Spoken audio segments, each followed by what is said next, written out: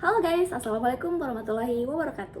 Kembali lagi dengan saya Syifa dengan NIM 4522091120. Nah, sekarang kita akan membahas tentang masalah penelitian. Jadi, kemarin-kemarin kita sudah banyak membahas awal-awalnya. Nah, sekarang kita akan membahas tentang masalah penelitian. Jadi, masalah penelitian itu sebenarnya apa sih? Nah, harus teman-teman tahu bahwa penelitian itu dilakukan karena adanya suatu masalah, adanya permasalahan. Nah, jadi secara tidak langsung bahwa masalah penelitian itu ya, kalau menurut saya, dia merupakan permasalahan yang timbul di dalam sebuah penelitian. Untuk itu kita harus memahami dulu pengertian dari masalah. Jadi, kalau di dalam buku, masalah itu adalah suatu kendala atau persoalan yang harus dipecahkan. Dengan kata lain, masalah merupakan kesenjangan antara kenyataan dengan sesuatu yang diharapkan. Jadi bisa saya tarik kesimpulan bahwa pengertian masalah itu yaitu adanya kesenjangan atau adanya jarak antara sesuatu yang diinginkan dengan kenyataan yang ada pada lingkungan atau kenyataan yang kita dapatkan. Misal ekspektasi kita terhadap sesuatu atau terhadap barang itu sangat bagus, tapi pada kenyataannya barang yang ada atau barang yang datang itu ternyata grade-nya jelek. Nah, itu menimbulkan permasalahan. Lalu di sini ada menurut John Dewey dan Kelingi dikutip dari Soekardi bahwa permasalahan diartikan sebagai sesuatu yang menghalangi tercapainya tujuan. Nah, kenapa salah dikatakan sebagai sesuatu yang menghalangi tercapainya tujuan? Karena sebenarnya tujuan kita pasti bakalan tercapai kalau tidak ada masalah, benar tidak? Jadi ya betul yang dikatakan ini bahwa masalah itu timbul menyebabkan tujuan yang kita ingin capai itu jadi terkendala, ataupun tujuan yang ingin kita capai itu menjadi terpaus, terjeda gitu. Nah, kemudian yang kedua, permasalahan adalah sesuatu yang menjadikan target yang telah ditetapkan oleh peneliti. Tapi karena sesuatu hal target tidak tercapai. Suatu hal target tidak dapat tercapai. Nah, jadi di sini juga dikatakan bahwa permasalahan itu adalah target yang diciptakan oleh penelitinya, target yang diberikan peneliti oleh dirinya sendiri. Nah, ketika target itu tidak dapat dicapai, otomatis menjadi masalah bagi peneliti. Nah, kemudian yang ketiga itu permasalahan adalah jarak antara sesuatu yang diharapkan dengan sesuatu kenyataan yang ada. Nah, seperti yang sudah saya katakan tadi bahwa permasalahan itu tadi adanya jarak atau kesenjangan dari apa yang kita harapkan dengan kenyataan yang terjadi pada dunia nyata. Kemudian kita juga harus bisa identifikasi masalah. Nah, cara mengidentifikasi masalah itu seperti apa? Yang pertama ada pengertian identifikasi masalah. Nah, kalau menurut saya identifikasi masalah itu ya bagaimana cara-cara kita mengumpulkan informasi-informasi terkait permasalahan yang ingin kita teliti, atau mencari informasi tadi kemudian diurutkan secara sistematis. Jadi kayak permasalahannya itu ditahu dari 1, 2, 3, 4 dan seterusnya. Nah, itu identifikasi masalah menurut saya. Namun di dalam buku di situ identifikasi masalah berarti mengenali masalah, yaitu dengan cara mendaftar faktor-faktor berupa permasalahan. Nah, berarti bisa dikatakan bahwa identifikasi masalah ini tadi itu kita mencari lebih dalam permasalahannya, mencari lebih dalam info terkait permasalahannya ini, mengenali masalahnya, kemudian faktor-faktornya. Nah, setelah itu kita membuat list permasalahannya seperti itu. Kemudian, nah di sini menurut Sugiono, identifikasi masalah merupakan suatu kegiatan mencari masalah yang sekiranya dapat dicarikan jawabannya melalui penelitian. Nah, seperti yang sudah saya katakan sebelumnya bahwa penelitian berguna untuk menyelesaikan masalah atau mendapatkan jawaban dari permasalahan yang diteliti oleh penelitinya. Jadi bisa disimpulkan bahwa identifikasi masalah itu adalah proses di dalam penelitian yang menjadi langkah awal peneliti dalam melakukan penelitian dalam melakukan penelitiannya. Kemudian ada bentuk identifikasi masalah. Nah, di sini bentuk identifikasi masalah itu identifikasi masalah penelitian terapan, yaitu peneliti yang dapat mengemukakan fakta-fakta dan masalah empiris yang ditemukan berkaitan dengan fokus yang diteliti. Dan kedua adalah penelitian dasar, yaitu penelitian dapat mengemukakan faktor-faktor konsep. Nah, di sini bedanya. Di sini bentuk identifikasi masalah itu ada dua, penelitian terapan dan penelitian dasar. Nah, penelitian terapan ini dia mengungkapkan fakta-fakta dan masalah-masalah empiris yang berkaitan dengan fokus permasalahan yang diteliti oleh peneliti. Sedangkan kalau penelitian dasar, dia lebih ke teori-teori, konsep-konsep dari masalah-masalah yang diteliti oleh penelitinya. Seperti terkait faktor yang mempengaruhi permasalahannya. Nah, seperti itu untuk penelitian dasar. Jadi bedanya kalau penelitian terapan dia itu kayak mengungkap fakta-fakta dan berkaitan dengan masalah-masalah yang ada. Sedangkan penelitian dasar dia lebih ke mengungkap teori-teori, konsep-konsep yang berkaitan dengan masalah yang diteliti oleh penelitinya. Kemudian yang ketiga ada kriteria dalam mengidentifikasi masalah-masalah penelitian. Jadi dalam mengidentifikasi masalah penelitian, peneliti harus tahu apa manfaat teoritisnya, manfaat praktisnya, dan hal yang diteliti itu permasalahan yang diteliti itu bisa diukur serta bermanfaat. Jadi ketika masalah yang diteliti tidak bermanfaat, ya untuk apa gitu kan. Masalah itu dibedakan menjadi beberapa macam. Yang pertama ada masalah deskriptif. Nah, masalah deskriptif ini masalah yang belum jelas, belum gamblang lah fenomenanya itu seperti apa. Nah, kemudian masalah-masalah ini kayak masih abstrak lah, jadi belum jelas gambaran permasalahannya itu seperti apa. Nah, itulah masalah deskriptif. Kemudian yang kedua ada masalah korelatif. Nah, seperti yang saya ketahui, kalau korelatif itu ya hubungan atau kaitan lah. Jadi di sini dikatakan bahwa munculnya fenomena itu berkaitan dengan ada atau tidaknya hubungan antara dua faktor atau variabel. Nah, dalam penelitian pasti kita mempunyai variabel atau faktor-faktornya. Nah, di sini masalah korelatif itu ya dilihat apakah ada hubungan ini antara variabel yang satu dengan variabel yang lainnya. Kemudian apakah ada masalah di dalamnya. Yang kemudian yang ketiga ada masalah analitis atau kasual. Di sini bila adanya fenomena itu adalah hasil dari proses sebab akibat. Nah, di sini dikatakan kalau fenomena itu ada karena hasil dari proses sebab akibat. Jadi ada sebab, ada akibat. Misal sebab saya makan, ya saya lapar gitu kan, ada sebab, ada akibat. Kemudian ada masalah fungsional, terjadi bila kita dihadapkan pada pilihan mana yang lebih baik dari dua alternatif. Masalah fungsional seperti namanya mungkin ya, bagaimana fungsi dari permasalahan itu. Ketika kita dihadapkan dengan misal dua alternatif lah. Nah, kita di situ menentukan alternatif mana yang lebih fungsinya lebih fungsional lah, intinya lebih berfungsi, lebih bermanfaat gitu. Atau secara fungsi dia lebih baik daripada masalah satunya. Nah, di situ peneliti bisa memilih salah satu alternatifnya. Kemudian ada masalah asosiatif. Nah, masalah asosiatif ini suatu permasalahan yang berhubungan antara dua variabel atau lebih.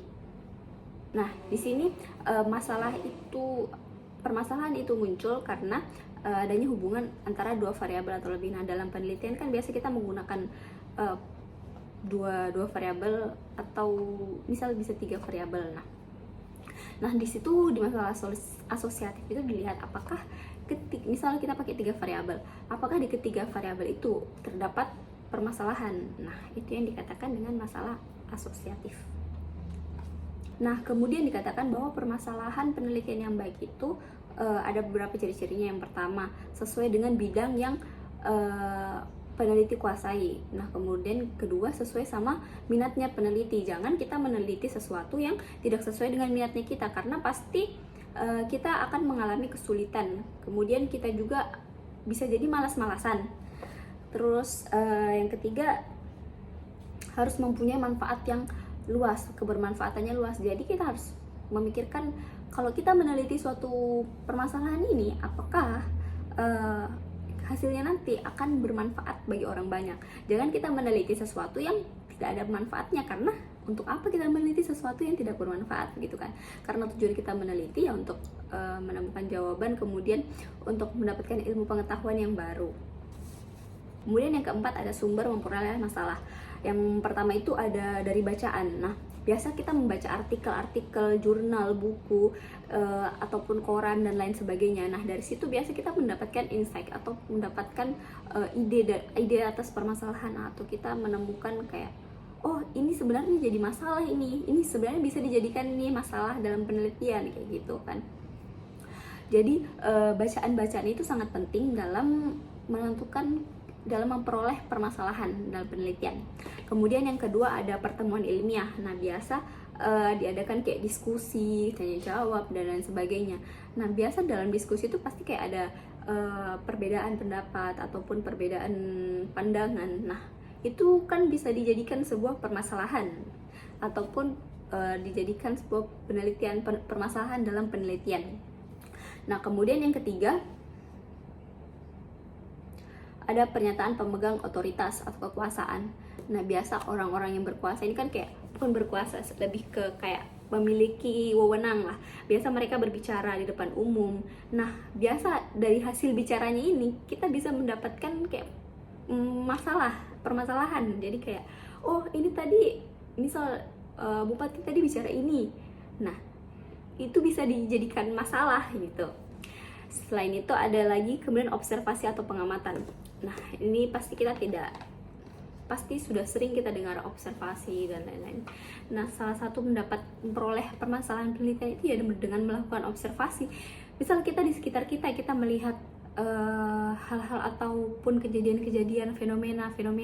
Nah, itu bisa menjadi sebuah permasalahan dalam penelitian. Kita bisa meneliti hal itu karena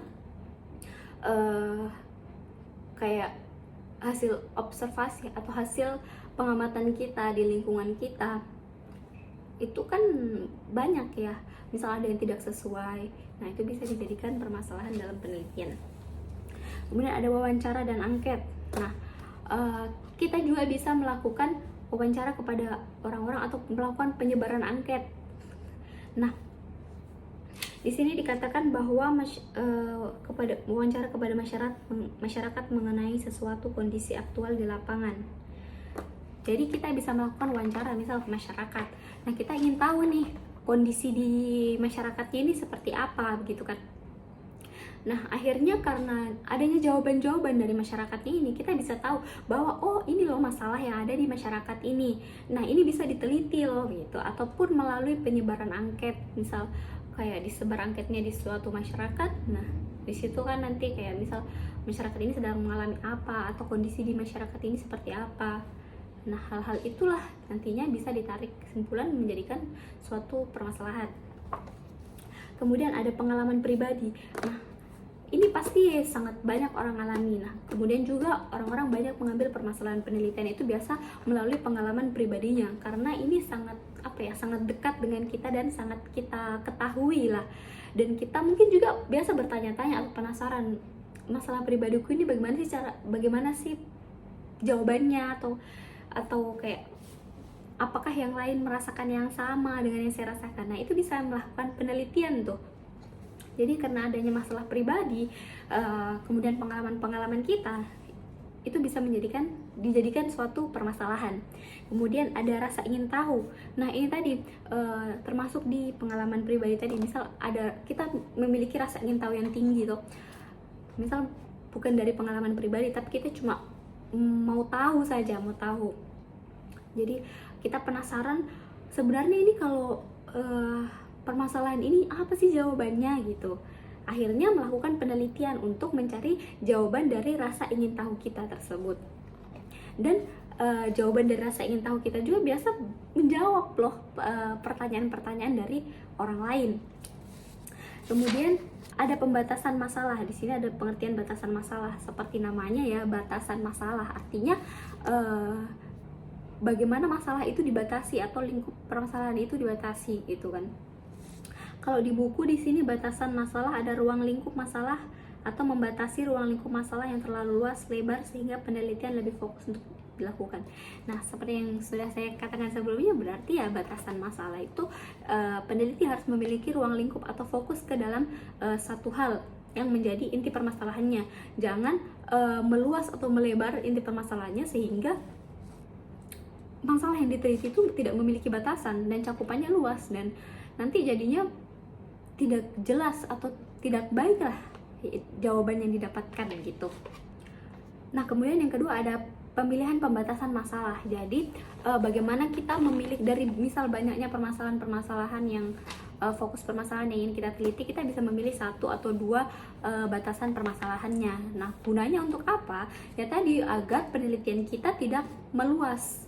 Jadi kita bisa fokus ke satu atau dua hal. Nah, nantinya kalau kita fokus dalam satu atau dua hal itu, nanti pasti penelitian kita juga akan bagus dan lebih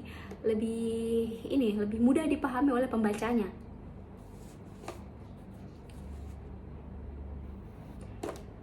Lalu dalam pemilihan pembatasan masalah ini juga kita harus menentukan alasan atau kayak kenapa memilih batasan masalah ini.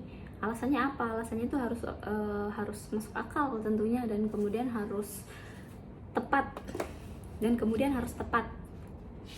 Kemudian yang ketiga ada tujuan pembatasan masalah. Nah, biasa tujuan pembatasan masalah itu karena adanya waktu atau kayak deadline yang mepet, kemudian waktu yang diberikan oleh orang yang sponsor itu sangat terbatas, sehingga peneliti harus segera menentukan pembatasan masalah dan tidak bisa meneliti secara luas gitu. Nah, kemudian kita akan lanjut ke bab selanjutnya, yaitu tentang kajian pustaka. Nah, tentunya kita tidak asing lah dengan kajian pustaka penelitian. Nah, kalau dalam pengertianku, kalau kajian pustaka itu ya referensi. Nah, jadi yang muncul pertama di kepalaku kalau kajian pustaka itu referensi yang kita gunakan untuk misal menulis laporan penelitian. Untuk menulis laporan penelitian yang kita kerjakan. Namun kita akan membaca dari buku. Di sini dikatakan bahwa kajian pustaka merupakan momentum bagi calon peneliti untuk mendemonstrasikan hasil bacaannya terhadap literatur yang berkaitan dengan pokok masalah yang akan diteliti. Seperti yang sudah saya katakan, berarti di sini peneliti membagikan apa yang sudah dia dapat dari yang sudah dia baca ke dalam, itu dia tuangkan ke dalam hasil penelitiannya. Nah, itulah disebut kajian pustaka.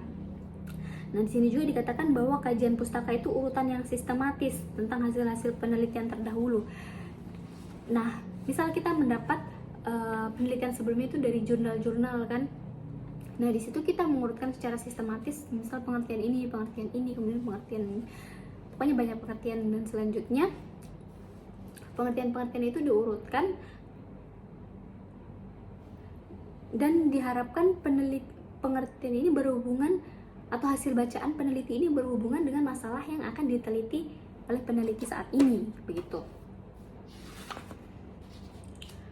Di sini juga disebutkan bahwa tinjauan pustaka atau kajian pustaka adalah daftar referensi dari semua jenis referensi seperti buku, jurnal, paper, dan lain-lain. Seperti yang saya katakan di awal, ya itu bahwa kajian pustaka ya sumber referensi peneliti yang peneliti cantumkan di dalam jurnalnya atau hasil penelitiannya. Dia dapatkan dari buku, dari paper, dari artikel, jurnal, dan lain sebagainya. Nah, kemudian ada fungsi kemudian yang kedua ada fungsi kajian pustaka. Jadi kegunaan kajian pustaka ini untuk apa? Yang pertama adalah untuk memastikan kayak pernahnya masalah yang sedang diteliti dilakukan oleh peneliti lain. Jadi fungsinya kayak misal untuk mencari tahu apakah masalah yang diteliti oleh peneliti saat ini itu pernah dilakukan oleh peneliti sebelumnya atau tidak.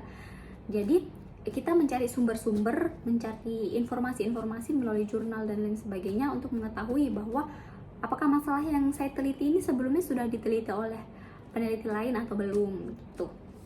Nah, kalau misal sudah diteliti oleh peneliti lain, itu justru kayak menjadi pendukungnya, dan kita bisa membaca kayak apa kekurangan sih dari peneliti sebelumnya, sehingga kita bisa memantapkan penelitian kita yang saat ini. Kemudian yang kedua ada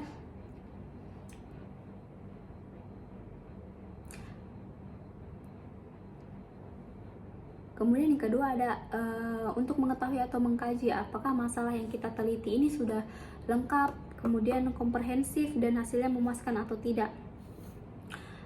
Jadi ya itu fungsi kajian pustaka untuk mengetahui apa. Nah, kemudian yang kedua untuk mengetahui apakah kajian pustaka yang kita lakukan ini sudah lengkapkah, komprehensif, kemudian jelas dan dari penelitiannya. Kemudian yang ketiga atau yang terakhir untuk mengungkapkan kekhasan atau perbedaan masalah yang diteliti.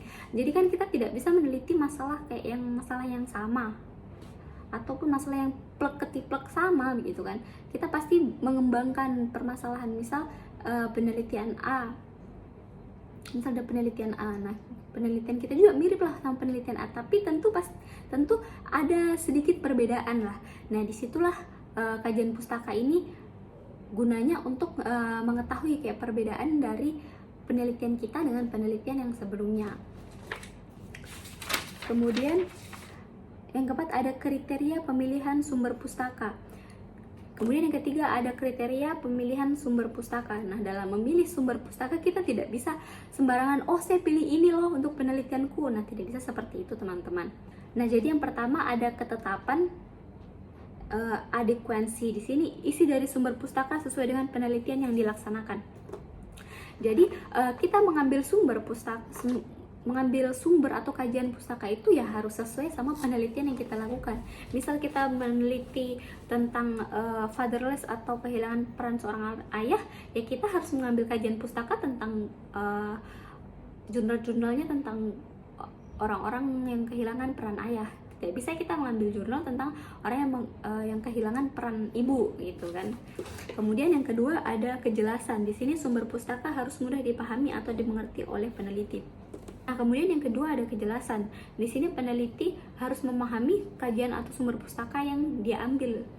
Jadi peneliti tidak bisa asal sembarangan mengambil, saya mengambil sumber ini deh gitu. Tapi dia tidak memahami apa isi dari sumber itu. Nah, di sini pentingnya peneliti harus paham, jadi ada kejelasan. Kemudian yang ketiga ada empiris. Nah, di sini sumber pustakanya itu harus berdasarkan ya kenyataan atau kejadian real atau yang pernah sudah diteliti, dan bukan kayak imajinasi, bukan kayak mengandai-andai begitu kan. Misal dikatakan bahwa misal sumber pustaka dari fatherless, kehilangan peran ayah, yang bilang andai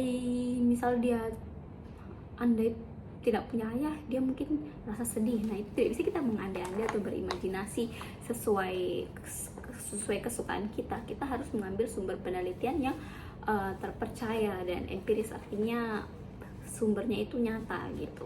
Kemudian yang keempat ada terorganisasi. Di sini dikatakan isi dari sumber pustaka harus terorganisasi dengan baik.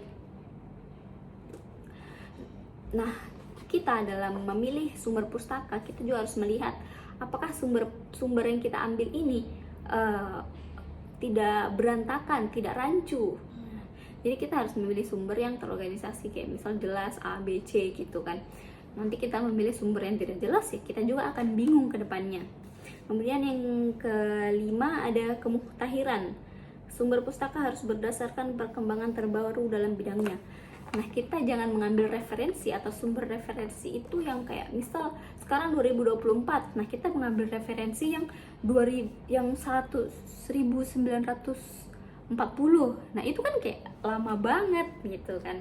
Kita harus mengambil yang terbaru. Nah, biasanya minimal 3 tahun, 5 tahun itu paling lama kadang sumber-sumber yang digunakan. Kemudian ada relevansi. Sumber pustaka harus berhubungan dengan penelitian. Nah, kita juga seperti yang sudah saya katakan bahwa sumber yang kita ambil itu harus relevan dengan penelitian yang kita lakukan. Jangan sumbernya tadi misal tentang fatherless, kemudian penelitian kita tentang fatherless, kemudian kita mengambil sumber tentang motherless gitu. Kemudian yang terakhir ada meyakinkan. Sumber pustaka dapat menjadi acuan yang terpercaya bagi peneliti. Nah, biasa ada sumber pustaka juga atau ada sumber jurnal-jurnal yang lain yang diambil biasa tidak jelas, kayak referensi yang mereka ambil juga kayak tidak jelas intinya.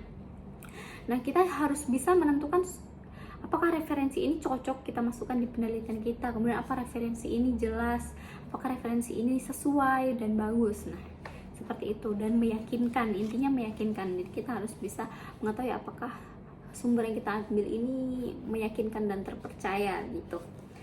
Kemudian ada langkah-langkah menyusun kajian pustaka. Yang pertama, mengidentifikasi kata kunci penelitian. Nah, dalam mencari sumber pustaka, biasa kan kita, kalau saya biasa mencari di sekolah lah, kita mencari pasti kayak kata kunci seperti yang saya katakan tadi. Kalau misal penelitian kita tentang fatherless, ya kita dalam jurnal mencari kata kunci fatherless gitu kan, pasti muncul nanti materi-materi atau jurnal-jurnal atau artikel tentang hal itu. Nah, kemudian yang kedua, membaca abstrak laporan-laporan hasil penelitian yang relevan.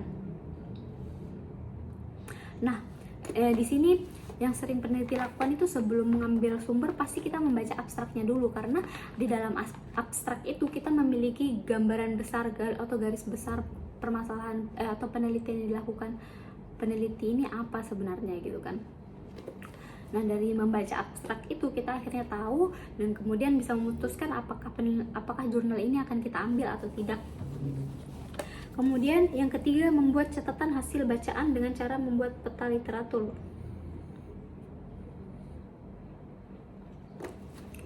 Nah, jadi sesuai yang dapat saya simpulkan di sini, membuat catatan. Jadi peneliti setelah membaca artikel-artikel atau jurnal atau buku-buku di situ, peneliti membuat list-list bacaan yang penting yang berkaitan dengan topik yang peneliti ambil gitu kan. Nah, kemudian bacaan-bacaan itu di mapping, diurutkan lah supaya sistematis dan mudah dibaca, dimengerti oleh penelitinya. Kemudian yang keempat ada membuat ringkasan literatur secara lengkap berdasarkan peta literatur sesuai dengan urutan keterkaitan topik dan setiap variabel penelitian. Di sini dikatakan berarti bahwa dalam penelitian biasanya ada 2-3 variabel. Nah, dalam setiap variabel itu kita harus menentukan tadi literatur atau peta-peta di mapping lah bacaan yang sudah kita baca, kemudian disatukan apakah sesuai atau tidak, seperti itu. Kemudian yang kelima ada membuat kajian pustaka. Di sini peneliti menyusun secara sistematis kajian-kajian pustaka yang didapat, kemudian dimasukkan ke dalam hasil penelitiannya. Dan yang terakhir ada di sini kemukakan pandangan umum tentang topik penelitian dilakukan berdasarkan literatur yang ada. Berarti di sini yang terakhir, peneliti kan sudah tadi itu membaca semua sumber-sumbernya. Hal terakhir yang dilakukan, peneliti harus memiliki pandangan atau pendapat pribadi terkait penelitian yang sudah dia baca, atau jurnal atau buku literatur yang sudah peneliti baca. Jadi dia mengungkapkan pandangannya terkait hal-hal yang sudah ia baca, pandangannya secara umum lah ya. Kemudian nah, tadi kajian pustaka, langkah-langkah tadi bisa dilakukan dalam penelitian kualitatif maupun kuantitatif, teman-teman. Kemudian jika peneliti melakukan ini secara runtut, pasti penelitiannya bisa cukup baik lah, cukup bagus. Dan itu saja yang bisa saya sampaikan, kurang dan lebihnya mohon dimaafkan. Terima kasih sudah menonton. Wassalamualaikum warahmatullahi wabarakatuh. Bye bye.